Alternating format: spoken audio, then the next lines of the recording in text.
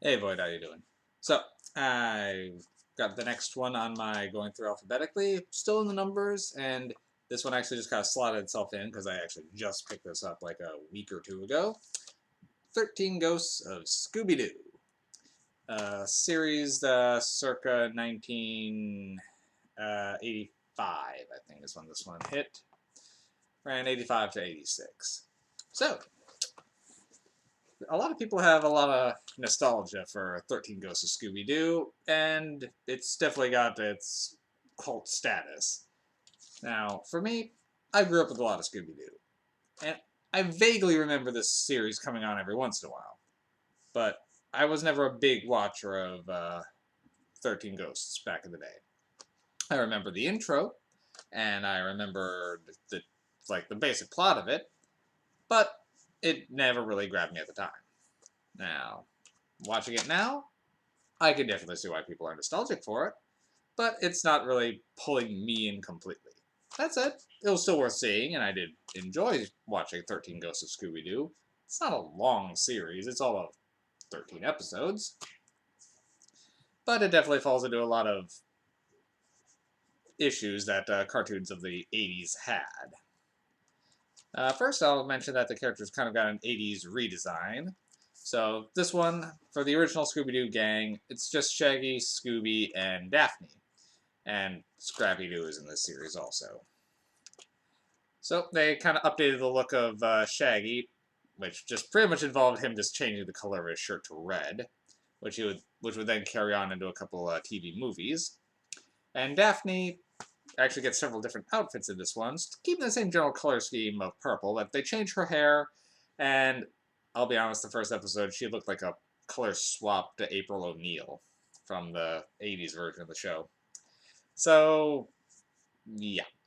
That said, her outfits do vary a little bit, and she only gives that impression every once in a while, but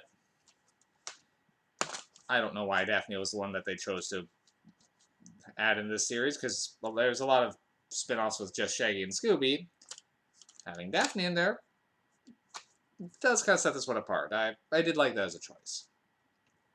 Now they introduce two other characters that are following them around primarily. First, the character of Flim Flam, which is the first kid that's running around with them, who is pretty much a kid wannabe magician slash con artist. And he's entertaining enough. He's never really annoying, but he's kind of a take it or leave it character. But the one character that definitely kind of stands out is Vincent Van Ghoul, which is modeled after and voiced by the late Vincent Price. Who actually went on to say, after working with most of the great horror actors of the time, he only felt it was finally complete after he worked with Scooby-Doo.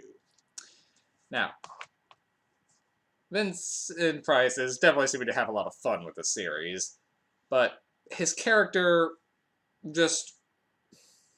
I do like his character's inclusion, and he is a great source of humor in the series, and Vincent Price's voice is still amazing. But his character design in this, one, they actually based it on kind of Doctor Strange and Vincent Price himself, but he looks out of place, because his character, since it's modeled after a real person, has a lot more detail than all the other characters, so he sticks out in every scene he's in. I mean, I guess it's kind of intentionally giving him an uncanny look, but he just looks like an entirely different art style than everyone else. Now, another problem this kind of falls into is, back in the 80s, cartoons were never really intended to have a long arcing plot. They preferred them as vehicles to sell toys, and something that they could just air randomly in any order. So, the episodes would just go in whatever order they pleased. It wasn't until pretty much even the early 2000s that they really started that. Like, Avatar The Last Airbender was one of the first American ones I can think of that really started with it. Well, I guess before that, some of the Transformers series and Beast Wars would also do that, but they were fewer and farther in between and more toy vehicles.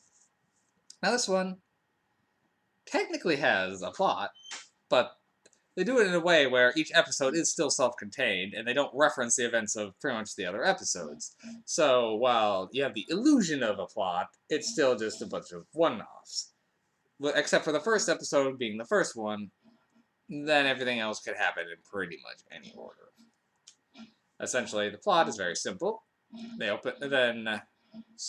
Shaggy and Scooby were tricked into opening a chest of demons, which contained the 13 most dangerous ghosts or demons, they use the term interchangeably, on the world. And now, because they were the ones who let them out, they're the only ones who can put them back. So, the rest of the series is them chasing down these 13 ghosts. Now, so that said, so they are making progress on the plot each episode, but they don't really reference how many ghosts they've caught, so you can watch the episodes in any order, and it still works. Kind of a little cheat that the show did. Now, that said, the series is 13 episodes. The first episode is them unleashing the ghosts, and the next 12 are them putting the ghosts back, which means they only captured 12 ghosts. But the series was cancelled after that point to begin something entirely different. So, they didn't actually catch the 13th ghost. Until recently. A movie came out called Scooby-Doo and the Legend of the 13th Ghost, which actually does finish up this series. I have not yet seen that movie, and we'll give it its own review if and when I see it. Alright. Other comments. Two other recurring characters that keep popping up are these two essential lackey ghosts that keep popping up. At first, I'd almost forget about them, because other than the first episode, they were only in a couple of the beginning episodes, and then only later started showing up with more regularity. The character of Bogle and Weird. Now, these characters are completely unnecessary, but I know they're meant to be like the comic relief kind of linkings, but just their antics are not that entertaining, really. There's like if they had been able to grow and develop amongst, like, if their show actually progressed, they could have done something here, especially when them having to play off of the Scooby Gang. But also their mannerisms are just a little off. They seem to have to keep trying to remind you who they are because they're constantly saying each other's names. Like, they don't want you to forget who these characters are, so every conversation they have to, when they reference the other, they're always saying the other's name. It is weird. Not weird the characters, it's weird the concept. That said, it was fine. It was a fun series. I can see why people like it as one of the better Scooby-Doo series, because there are a lot, and some work, some don't. 13 Ghosts took it in a little bit more serious one, and was one of the first ones where they were doing the actual ghosts. So, I enjoyed it, but I'm only going to give it like 5 MacGuffins. It's fine. I can definitely see why a lot of people would rate it much higher if you grew up watching the series.